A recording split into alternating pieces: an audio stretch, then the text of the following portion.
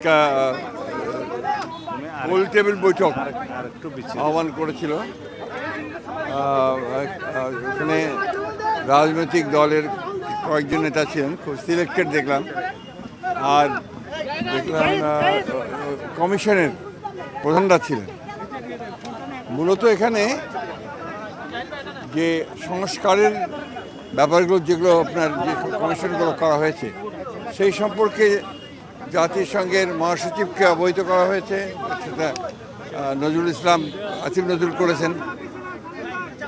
আমরা আমাদের বক্তব্যের মধ্যে যে কথা আমরা বলে আসছি, সে একই কথা বলেছি আমরা, যে সংস্কার তো অবশ্যই করতে হবে। আমরা তো সংস্কারের কথা সবার আগে বলেছি, সেই সংস্কারটা অবশ্যই করতে হবে, কিন্তু সেই সংস্কারটা যত দ্রুত করা যায়। আমরা যেটা বলেছি, আমরা মূলত যে নির্বাচন কেন্দ্রিক যে বিষয়গুলো আছে সেগুলো করে ফেলা এবং তার দ্রুত ইলেকশন করা এবং একটা পার্লামেন্টের মাধ্যমে বাকি বিষয়গুলোকে আপনার করতে হবে। এটা একটা চলমান প্রক্রিয়া, সেই বিষয়গুলো আমরা বলে এসছি। কে? না না, উনি এই ব্যাপারে কোনো কমেন্ট করেন। এটা আমাদের আভ্যন্তরীণ ব্যাপারে জাতিসংঘের তরফ থেকে বলা হয়েছে এটা বাংলাদেশের আভ্যন্তরীণ ব্যাপার। আপনারা বসে রিফর্মস কি নেবেন সেটা ঠিক করেন এবং ইলেকশন যা হবে সেটা বাংলাদেশের মানুষ হবে।